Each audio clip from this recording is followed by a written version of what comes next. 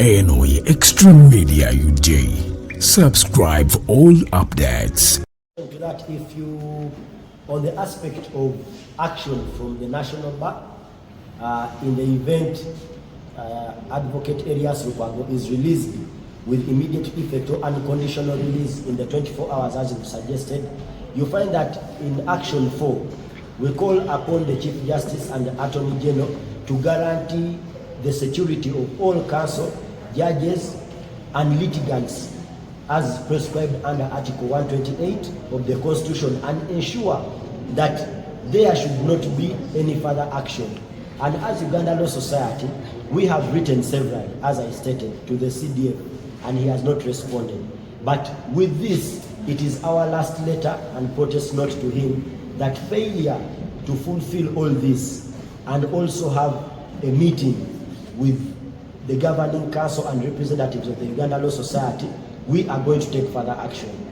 We would think a meeting to discuss aspects like no further threats, no further intimidation by the military against the advocates, judges, and litigants as the best course of action at the moment.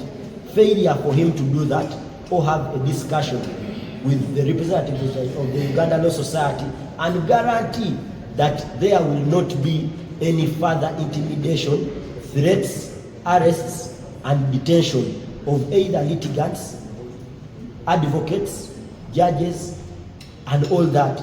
I think that is the best approach at the moment, as opposed to saying that we are going to go full blast with suing him in his personal capacity. That will be an excess if he does not oblige within 24 hours. But a discussion and a guarantee that these misactions will not go forward is the best course of action at the moment. That in Uganda. Yes. First of all, is in relation to an option of boycott. I believe you mean boycotts of courts. Yes. In the event Advocate Elias Lukwago is not released within 24 hours. As I stated earlier, the avenues are basically in relation to ensuring that the CDF is penalized personally or in his individual capacity for the actions or misactions or excesses of his actions as the CDF, like the arrest of one of our own, Elias Lukwago. A boycott of courts of law would be stretching this. We clearly stated we are going to seek redress from courts of law, domestically and internationally. Whereas his might could be beyond what the domestic courts of law can handle, which I don't want to assume, because the judiciary is presumed to be independent, and we are yet to see their independence put to test in the event he is not released within the 24 hours, and when we run to petition in the judiciary. We also have other avenues at the East African Court of Justice. We have avenues at the ICC, which shall be taken against him for the said actions individually. Secondly, is in relation to service and whether our people who will go to serve him will not suffer the same fate, or if we shall see a difference. You should be aware that service does not take only the form of physical service. A person can be served even through the media, that is through publications of wide coverage. We shall always serve him just like our communications have gone. I stated that we served him asking for a discussion, which did not happen because we did not receive any response from him. And these are isolated cases whereby it is individual advocates who have been arrested.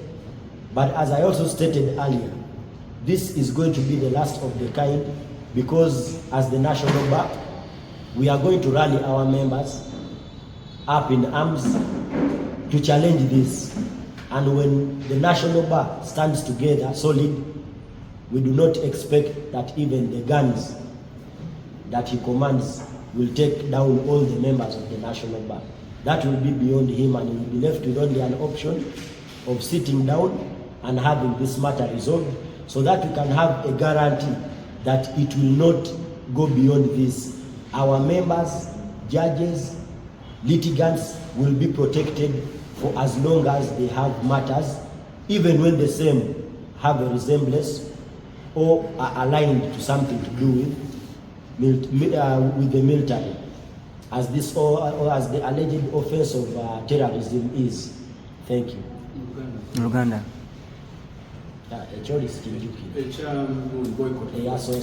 Kusinzira ku ngeri gy'obuuzizaamu nti bw'anaaba atadde Advocate Erias Lukwago ensonga nga tugireka, ffe nga bannamateeka kye twasoose okwogerako era kye tuwandiisemu kiri nti twetaaga okuba nga tutuula ne CDF zino ensonga ez'okuba nga abantu aba bulijjo, abalamuzi oba bannamateeka baabwe okukwatibwa nti tekiddibwamu. Ekyokugamba nti bw'aba atadde Advocate Erias Lukwago awo bwe tugenda okukoma si kye twogedde, lwakuba bwe tukoma ku ekyo kitegeeza nti bangi abagenda okuyita mu mbeera eno, era kijja kuba kya bulijjo nti leka bakwatibwe bagende bakyogereko tumute. Ffe kye twagalanga Uganda Law Society kwe kubanga eno ensonga ne bw'aba mutadde mu ssaawa 24 era tujja genda mu maaso tumusinkane wabeewo ebituukibwako nga byankalakkalira, si kugamba nti kikomye tukirese bulesaawo nti lwakuba bamutadde tudde waka, nedda. Tube nga tusobola okuziyiza bino ebintu ebigenze mu maaso oba bye tulabyeko nga bisusse ku Advocate Erias Lukwago, twakiraba ku Kakulu Tumusiime, ne tukiraba ne ku Kale Bwalaka nga mulimu okutiisibwatiisibwa oba okukwatibwa. Ebyo bye tusuubira okuba nga kye tugenda okukolako. Ekyokubiri y'ensonga ey'okugamba nti tukunge bannamateeka okuba nga tebagenda mu kkooti. Eyo ensonga ejja tuukibwako, naye kati ekisinga okuba nga kyankizo kwe kulaba nga munnamateeka munnaffe ateebwa nga si mukosefu, then ekiddako abe nga CDF asobola okuteekawo garanti oba okwekomitinga nti kino tekijja kuddamu, seeri munnamateeka, seeri balamuzi, seeri muntu wa bulijjo. Enfunda nyingi nnyo nga tulaba nti n'abalamuzi bennyini batiisibwatiisibwa. Era kino kintwala ku kyokusatu, munnaffe kyabuuzizza oba engeri Erias Lukwago gye bamukuttemu, ffe abasigadde tulowooza nti nno omukulu CDF anaddamu nga tumusaavinze ye anaatuwuliriza. Awo kwe kumugamba nti ffe nga Uganda Law Society mu kiwandiiko kyaffe tugambise ne tugamba nti bw'anaaba alemereddwa obanga agaanye omuta, tujja kubanga eno ensonga tugitwala mu kkooti, era ne tulambika nti si kkooti za wano zokka, era njagala ndowooze nti ne kkooti za wano tumutwalayo bajja muwozesa. Essiga eddamuzi liri bwannamunigi, essiga eddamuzi teritiisibwatiisibwa ate teriri mu nsawo ya muntu yenna, era saagala mulowooze nti essiga eddamuzi lijja sayidinga n'oyo atakoze nga amateeka bwe gagamba. Era nakyo bwe kiba nga kibalemye ng'enfunda eziwera bwe tulabye balemereddwa, tujja kweyongerayo mu East African Court of Justice, era tetujja kukomaawo, tujja mutwala mu ICC ye ng'omuntu.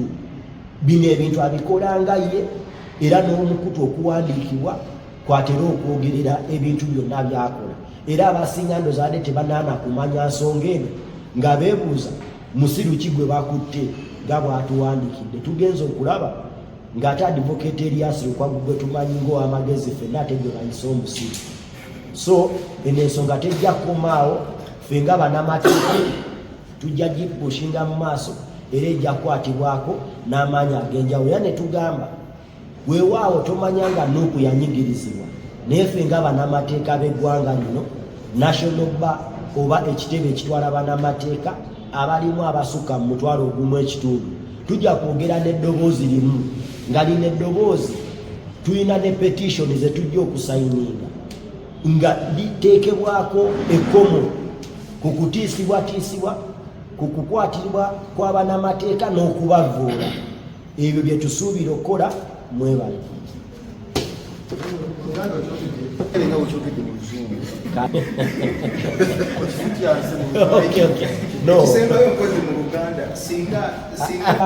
Kukubanga waliwo abadde abuuza nti Erias Lukwago n'ababadde boogedde ku ky'okumusaavinga empapula za kkooti kiganye era ne bakwatibwa. Ki kye tuyinza okukola?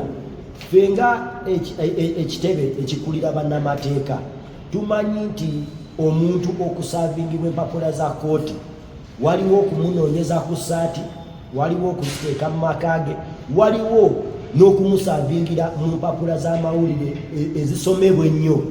Option ezo zonna weeziri era tusobola omumusaavinga. Era ekkooti za wano bwe biba nga bigaanye, si gwe mulundi ogusoose nga tutwala ensonga zaffe okusukka kkooti za wano. Waliwo East African Court of Justice, waliwo ICC, era eyo yonna tujja kutuuka bw'abanga ekisookera ddala alemereddwa oba agaanye okuta Erias Lukwago, oba ne bw'aba amutadde ne tumuyita mu miitingi gye tugenda okuba nga tulambika nti ensonga bwe ziti teziddamu kubaawo. Abali mu kkooti, abalamuzi n'abannamateeka leka bakole egyabwe nga tebalina kutiisibwa, tebalina kutya oba nga tebakwatiddwa. Yebyo. Abalungi abatuwuliriza era abatulaba, olunaku olwaleero tukyaddeko ewa Sheikh Ashraf Dembe. Ssebo nsanyuse okubalaba. Amannya agange ye Sheikh Ashraf Dembe. Akola ku bizibu by'enjawulo. Omuntu singa aba alina ebirwadde tumusomereddwa, tumuwa amazzi ga lukuya nga bw'obadde ogalaba, tugenda abantu ku kyoto ne twokya emizimu emibi egibabaamu n'okulomba edduwa. Abantu singa abeera ng'ali wano atuuse sobola okumulombera edduwa, ne waba atatuuse nga mpadde amannya ge naye ng'ali wala. Neetaaze enamba yange yeeno eri 0707763711. Nammwe bannyinaffe abali ebweru oyagala okuba nti oyagala okulombera ku dduwa ng'olina ebizibu, viza zibuze, amaka gakolongotana, sente zikola zimpita mu ngalo, ojja kumpeereza ekifaananyi kyo n'amannya go, ebyo byokka bijja kummala. Nja kukulombera edduwa, ojja kutereera. Olunaku olusembayo mu mwezi mba n'edduwa eyawamu ffenna n'abalwadde bange abakadde n'abapya. Salaamu alaikum warahmatullahi wabarakatuh.